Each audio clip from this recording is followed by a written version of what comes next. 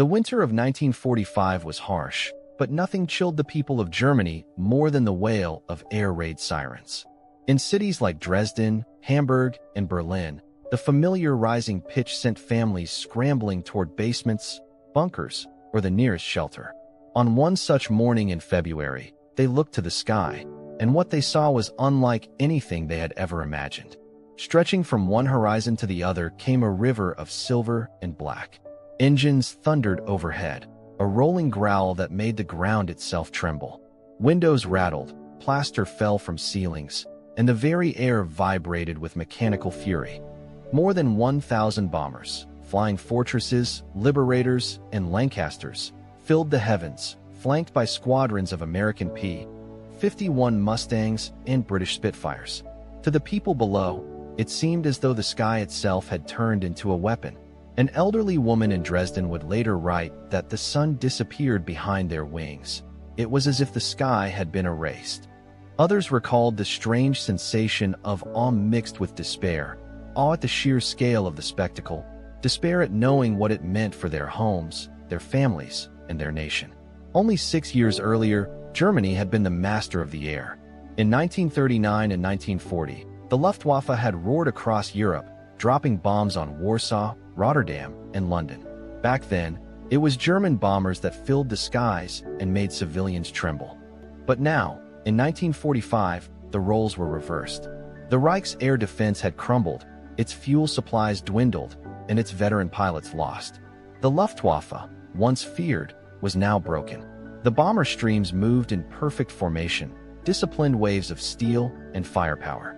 Each aircraft carried thousands of pounds of destruction, high explosives, incendiaries, and the promise of firestorms that would consume entire city blocks. To those watching from the streets, it was clear that this was no isolated raid. This was a campaign, a flood of destruction delivered with industrial precision. Children clutched their mothers' skirts as searchlights clawed at the sky, their beams powerless against the sheer numbers overhead. Anti-aircraft guns barked defiantly, filling the air with black bursts of flak, but even the gunners must have known their efforts were futile. Against such overwhelming force, their shells were like stones thrown into a storm. One German civilian later admitted, "When I saw them, I understood. The war was lost. We were fighting giants." His words captured what countless others felt in that moment. A dawning realization that Germany's defeat was no longer just possible, but inevitable. The bombers droned on, their formations stretching for miles. Contrails scarred the blue sky, weaving a vast lattice of white lines that seemed to cage the city beneath. As the aircraft closed in, the ground shook with the rhythm of their engines. Then came the first whistle of falling bombs, a sound that froze hearts even before the explosions tore through the streets. Fire, smoke, and dust erupted across neighborhoods as the opening waves unloaded their payloads. Flames licked upward, feeding on oxygen drawn by the heat of explosions. Civilians huddled underground heard the collapsing roar above them, the trembling earth threatening to bury them alive. Those who dared glance through cracks and shutters saw a cityscape swallowed by smoke. This was not merely an attack, it was a statement. The Allies were demonstrating the might of industrialized warfare, showing that they could summon fleets larger than navies and unleash them at will. Every German who looked up knew instinctively, there was no defense, no hope of reprieve. For the Reich, these skies filled with shadows marked the end of illusions. No speech by Goebbels, no promises of wonder weapons, could counter the evidence overhead. The skies themselves testified to a truth that could no longer be denied. Germany's enemies had the power to blot out the sun. The echoes of those bombers would linger long after the raid had passed. In the ruins of their cities, civilians whispered the same grim thought. If the Allies could bring this upon them today, they could do it again tomorrow, and the day after, until nothing remained. And so, as fires burned across the night and ash drifted down like snow, a quiet resignation settled across the Reich. The war that had begun with triumphal parades and lightning victories was ending with shadows in the sky and cities consumed by fire. But how had the balance shifted so completely? How had the hunters of 1940 become the hunted of 1945? The answer lay not only in the skies, but in the factories, the shipyards, and the vast industrial engines of war. The story of Germany's defeat and the Allies' ascendance would be written not just in battles, but in production lines that never slept. The roar of 1,000 Allied bombers over Germany in 1945 could only be fully understood by remembering how the war had begun. In September 1939, it was the Luftwaffe that ruled the skies. With terrifying speed, German aircraft paved the way for Hitler's blitzkrieg, blasting open enemy defenses and sowing terror in cities. Warsaw burned beneath Heinkel He-111s and Stuka dive bombers. Rotterdam's heart was ripped out by a single concentrated raid. By 1940, the skies over London were blackened with German bombers, and Britain endured 57 consecutive nights of air raids. The Blitz was more than a military campaign. It was psychological warfare. Sirens wailed, children were evacuated to the countryside, and entire families huddled in shelters, praying the next stick of bombs would not fall on their homes. For a time, Germany seemed unstoppable. The Luftwaffe, with more than 4,000 operational aircraft at its peak, appeared to hold absolute mastery of the air. Yet cracks soon appeared. The Luftwaffe had been built for short, decisive campaigns, not a prolonged strategic bombing war. The Battle of Britain in 1940 revealed the first signs of strain. British radar, the resilience of RAF Fighter Command, and the determination of civilians in London and Coventry halted Hitler's plans. The Luftwaffe had failed to break Britain's will. By 1942, the balance began to shift decisively. Britain, battered but unbowed, launched its own strategic bombing offensive under Air Marshal Arthur Harris. The Royal Air Force's Lancaster heavy bombers, with their cavernous bomb bays, began leveling German industrial centers at night. Hamburg, Cologne, and the Ruhr became the first targets of a campaign designed to cripple Germany's war machine. Across the Atlantic, the United States had entered the war with enormous industrial potential. Factories that had once produced cars now turned out aircraft by the thousands. Henry Ford's Willow Run plant alone produced one B-24 Liberator every hour at its peak. American planners believed in daylight precision bombing, trusting in the Norden bombsight and heavily armed B-17 flying fortresses to strike factories, oil refineries, and rail yards with accuracy. The Luftwaffe, once the hunter, was now forced onto the defensive. By 1943, swarms of American bombers began pounding targets deep inside occupied Europe. The cost was heavy. Missions to Regensburg and Schweinfurt saw dozens of bombers fall in flames. But even with high losses, the Americans could replace their aircraft and crews faster than Germany could shoot them down. Meanwhile, Germany's capacity to respond dwindled. The Eastern Front consumed men, fuel, and aircraft. Synthetic fuel plants were targeted.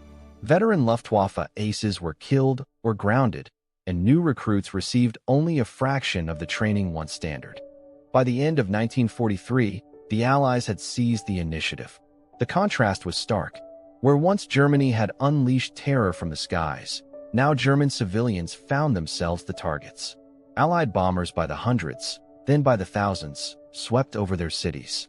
Firestorms engulfed Hamburg in July 1943, killing more than 40,000 people in a single week. Cologne's skyline was reduced to rubble.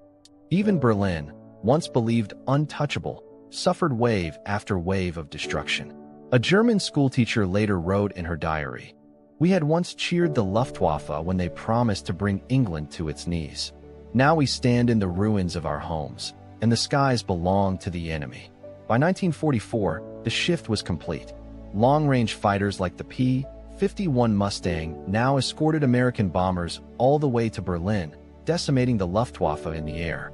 Factories worked day and night in Britain and America, turning out machines faster than they could be destroyed. Germany, by contrast, saw its industrial centers shattered, its resources strangled, and its cities burning. The transition from blitzkrieg to bombardment was not just a change in tactics, it was the turning of the tide. The very strategy that Germany had pioneered in 1939 had been perfected and magnified by the Allies. Now, the Reich itself was under the hammer. And as February 1945 dawned, the thunder of 1,000 bombers overhead was the final proof that air supremacy, once Germany's weapon, had become its doom. The thunder of Allied bombers over Germany in 1945 was not born in the skies. It was forged in the factories, shipyards, and assembly lines of two nations that had turned their entire economies into engines of war. This was the true meaning of Franklin Roosevelt's phrase, the arsenal of democracy. In the United States, the transformation was staggering. Ford's Willow Run plant in Michigan became the largest factory under a single roof anywhere in the world. There, workers assembled the B-24 Liberator in a production line modeled on the automobile industry. At its peak, one fully completed bomber rolled out every 63 minutes. Boeing's facilities in Seattle produced the legendary B-17 Flying Fortress, while consolidated in Fort Worth and Douglas in California churned out hundreds more. From 1941 to 1945, the United States manufactured more than 300,000 aircraft, an output so vast it defied imagination. Britain, too, mobilized every ounce of strength. Cities scarred by German raids became centers of resilience. In shadow factories hidden from Luftwaffe reconnaissance, women riveters, machinists, and engineers toiled through day and night. Entire communities worked under blackout conditions, producing the Avro Lancaster heavy bomber, the workhorse of the Royal Air Force's night offensive. Each Lancaster could carry a payload of 14,000 pounds, and by war's end, more than 7,000 had been built. The scale was not just in the aircraft, but in the invisible web of logistics that sustained them. Thousands of tons of aluminum flowed from American smelters each month. Steel mills in Pittsburgh and Birmingham poured out endless supplies of the alloys needed for airframes and engines. Oil refineries converted crude into high-octane aviation fuel, shipped across oceans in Liberty ships built at a pace of 3 per day. Railroads delivered wings, fuselages, and engines to final assembly points in a synchronized ballet of industrial planning. On the hangar floors, the human dimension of this industrial miracle could not be overlooked. Young men too young for combat, women who had never set foot in a factory before, and skilled immigrants fleeing Europe all joined the workforce. Posters of Rosie the Riveter urged them on, and pride filled the air. One worker at Willow Run later recalled, "We knew every rivet we put in a bomber meant another chance to bring the war to an end." By 1944, this machinery of production gave the Allies a weapon the Germans could not match: overwhelming scale. The U.S. 8th Air Force and RAF Bomber Command could launch 1,000-plane raids as if it were routine, losing dozens of aircraft in a mission but replacing them before the next dawn. To Germany, already strangled by shortages of fuel, steel, and manpower, this imbalance was devastating. For every downed Allied bomber, another seemed to take its place instantly. For every German fighter shot down, its replacement was delayed by a broken supply chain or a bombed assembly line. The contrast was felt most acutely by those under the bombs. German civilians gazed upward and wondered how such endless fleets were possible. Soldiers on leave returned to cities like Hamburg or Cologne, only to find ruins where factories once stood. A Wehrmacht officer later wrote bitterly, "We had bravery, but they had factories. One cannot fight steel with courage alone." The message was undeniable. The Luftwaffe could claim individual victories. German flak could bring down scores of aircraft, but the tide of metal and manpower from across the Atlantic never stopped. The Allied war effort had become an unstoppable machine, not just because of the men who flew, but because of the millions who built, maintained, and supplied them. And as the skies filled with bombers, the grim realization spread through the Reich. Their war was no longer decided in the trenches or on the front lines. It was decided in the endless hum of American assembly lines and the tireless labor of British factories that never slept. As Allied bomber fleets grew larger and more coordinated, Germany's cities bore the brunt of a new kind of warfare. Strategic bombing, once a theory debated in military circles, became a brutal reality for millions of civilians who suddenly found their homes and neighborhoods transformed into battlefields. The first true taste of this came in July 1943, when the Royal Air Force and the U.S. 8th Air Force launched Operation Gamara against Hamburg. Over the course of 10 days, more than 9,000 tons of explosives and incendiaries rained down on the port city. On the night of July 27th, The combination of high explosives and firebombs created a phenomenon few had ever witnessed, a firestorm. Flames consumed entire districts. Oxygen was sucked from the streets, and hurricane-force winds pulled people into the inferno. At least 40,000 civilians perished, many trapped in basements or suffocated in air raid shelters as the heat reached unimaginable levels. Survivors later described the scene as if the very air had turned to fire. Cologne, Essen, and Munich suffered similar fates, though not always with the same scale of devastation. Cologne had already endured the first 1,000-bomber raid in May 1942, a mission that shocked Germany with its sheer size. Factories in the Ruhr, the heart of German industry, were targeted relentlessly, forcing workers to spend as much time in shelters as at machines. Essen, home to the massive Krupp armaments works, became a repeated target, symbolizing the Allies' determination to crush Germany's industrial backbone. The destruction was not only physical, but psychological. Sirens wailing in the night became a part of daily life. Families huddled in cellars, clutching small bags with keepsakes, not knowing if they would emerge to find their world still standing. Fire brigades, no matter how well trained, were powerless against the scale of destruction. Pumps ran dry, hoses melted in the heat, and firefighters themselves became victims. For civilians, the message was clear: no city was safe, no promise of protection believable. By 1945, the war reached its most infamous climax in the skies above Dresden. Long celebrated as the Florence on the Elbe for its Baroque architecture and cultural treasures, Dresden had seen little bombing until February of that year. Between February 13th and 15th, waves of RAF Lancasters and U.S. bombers dropped nearly 4,000 tons of high explosives and incendiaries. The result was catastrophic. Firestorms ripped through the city, leaving tens of thousands dead and centuries of cultural heritage reduced to ash. Survivors recalled streets covered in charred bodies and flames leaping from building to building faster than anyone could run. One German woman later wrote, "The sky itself seemed to be burning." These scenes had a profound effect on morale. The German government promised retaliation through so-called wonder weapons, the V-1 flying bomb and V-2 rocket, but few civilians believed salvation would come. Each raid eroded faith in Nazi leadership and deepened the sense that Germany was fighting a war it could not win. The sound of approaching engines in the night became synonymous with helplessness and despair. Yet the bombings also provoked intense debate among the Allies themselves. Some commanders, like Arthur Harris of RAF Bomber Command, argued that the systematic destruction of cities could break German resistance.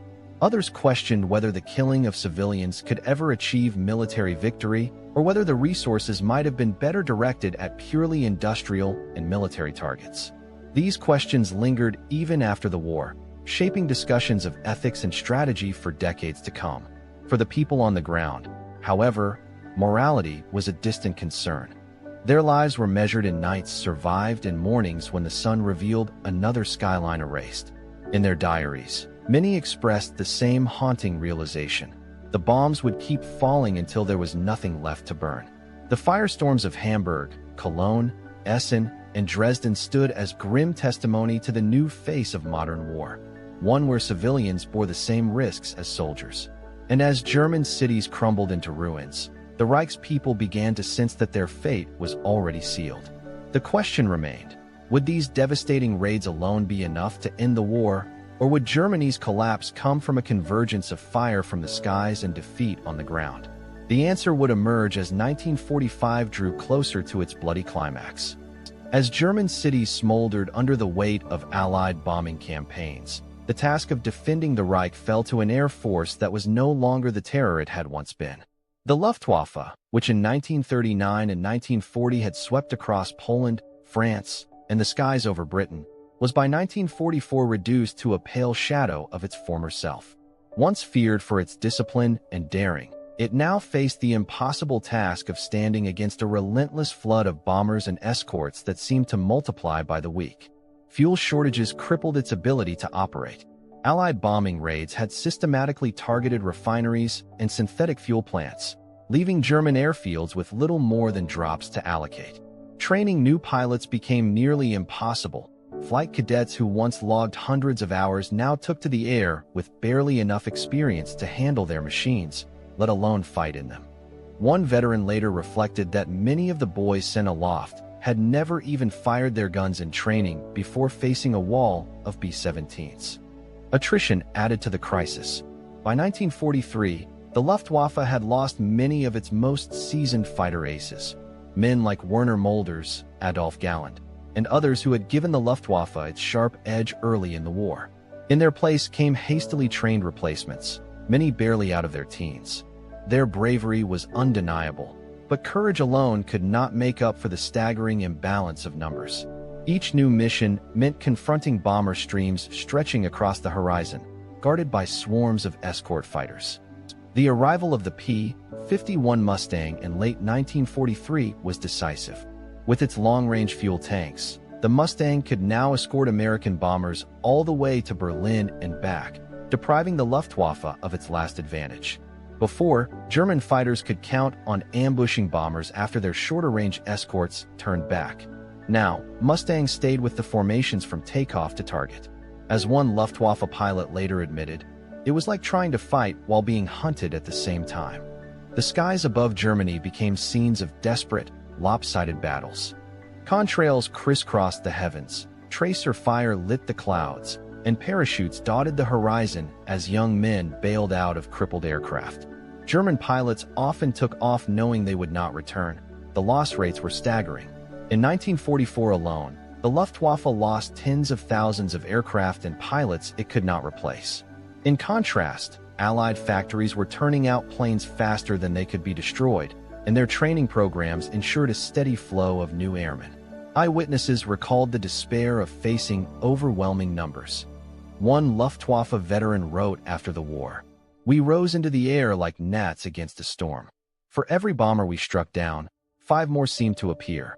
The sense of futility grew with each mission. Ground crews watched in silence as fewer and fewer planes returned to base, the empty dispersal points a grim reminder of what was lost. Desperation led to increasingly reckless measures. Teenage recruits, barely trained, were hurled into combat. Some were even ordered to ram bombers with their aircraft if they ran out of ammunition. Special units experimented with rocket-powered interceptors like the Me-163 Comet, but their impact was negligible. Even the revolutionary Me-262 jet fighter, which could have altered the balance, was deployed too late and in too few numbers to stem the tide. For the men who fought in the air, despair was as heavy an enemy as the bombers themselves. Diaries captured the haunting mix of fatalism and determination. One young pilot, writing on the eve of his final sortie, noted, "We fly because we must, not because we believe." By the end of 1944, the outcome was no longer in doubt. The once proud Luftwaffe, which had terrorized Europe in the early days of the war, could do little more than send its dwindling squadrons into the teeth of overwhelming Allied strength. The skies above the Reich were no longer Germany's domain. They had become the stage for its collapse. As the air battles dwindled into one-sided slaughters, the weight of the bombing campaign fell squarely on the civilians below. The next chapter would reveal how those shattered defenses left German cities exposed, and how morale on the home front began to unravel under a sky that no longer belonged to them. By the final months of 1944, the thunder of bombers over Germany was no longer a shock. It had become a dreadful rhythm of daily life. Each morning and night, the wail of air raid sirens sent millions hurrying to cellars and shelters. Civilians counted the seconds between the warning and the first concussive blasts, their hearts sinking as the ground shook and the windows blew inward. Entire neighborhoods disappeared in a single raid. Streets once lined with bakeries, churches, and schools became fields of rubble. Survivors emerged from the smoke with nothing but the clothes on their backs, dazed and hollow-eyed. The propaganda machine still churned out promises of wonder weapons, miracle jets, V-rockets, and secret defenses that would drive back the enemy. But these words rang hollow when the sky itself testified otherwise. From horizon to horizon, the Reich was blanketed by silver wings. Over 1,000 aircraft in formation turned the daylight into a moving shadow, their engines producing a low roar that never seemed to end. For ordinary people, No speech by Joseph Goebbels could erase the simple truth written above them. Germany no longer ruled its own skies. Letters and diaries from the period reveal the collapse of faith in the Nazi regime. A housewife in Cologne confessed to her brother at the front that, when the bombers came, we stopped believing in victory. Another survivor of Dresden recalled how the propaganda announcements seemed absurd when her city was reduced to ashes in a single February night of firestorms. What use were boasts of vengeance when there were no homes left to return to? Children grew up under constant bombardment, their earliest memories of war not of parades or soldiers marching in triumph, but of huddling in cold shelters while masonry rained down around them. One boy, writing years later, remembered how the walls shook so violently that he thought the earth itself was collapsing. For him, defeat was not an abstract political concept. It was the collapse of the world he knew, one air raid at a time. By the winter of 1944-45, resignation had replaced fear. The once fiery resolve to resist had drained away. Survivors spoke of the raids in tones of inevitability, as though they were enduring a storm of nature rather than a battle of men. They could not stop it, they could only wait for it to pass. The Reich, once so confident of eternal rule, now seemed fragile and temporary, doomed to collapse under the relentless weight of Allied steel. Even within the military, morale cracked. Reports from German commanders acknowledged the psychological toll on civilians. With railways destroyed, factories burned, and power lines cut, the ability to sustain life in the cities disintegrated. Bread lines grew longer, and water pumps failed. Families carried their belongings on carts from one ruined district to another, searching for shelter, yet finding only devastation. The psychological turning point was unmistakable. By early 1945, the vast majority of Germans no longer believed in the prospect of victory. They endured only because there was no choice, clinging to survival rather than hope. The same civilians who had once cheered Luftwaffe flyovers in 1939 now cowered beneath enemy bombers in silence, each raid erasing another piece of faith in the Reich's future. The collapse of morale on the home front mirrored the disintegration of Germany's defenses in the field. The Luftwaffe could no longer protect its own people, and the Wehrmacht was being pushed back on all fronts. For civilians in Hamburg, Cologne, and Berlin, the endless drone of engines overhead became the drumbeat of inevitability. Germany's defeat had not yet been signed on paper, but for those who lived beneath the bombers, it was already written in the sky. And as the Reich crumbled, the final act of the war, the desperate clash of armies on German soil, was about to begin. As the war in Europe drew to a close in May 1945, the physical devastation of Germany was undeniable. City after city lay in ruins. Dresden, Hamburg, Cologne, Essen, and Berlin were reduced to shattered shells of their former grandeur.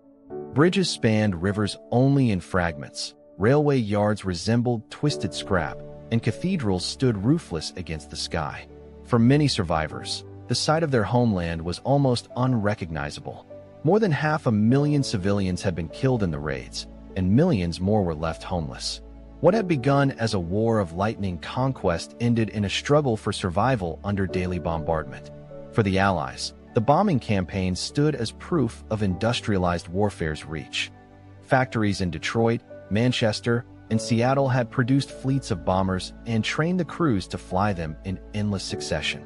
The image of 1,000 aircraft darkening the sky was not just a show of force. It was a symbol of the modern world's capacity to wage total war.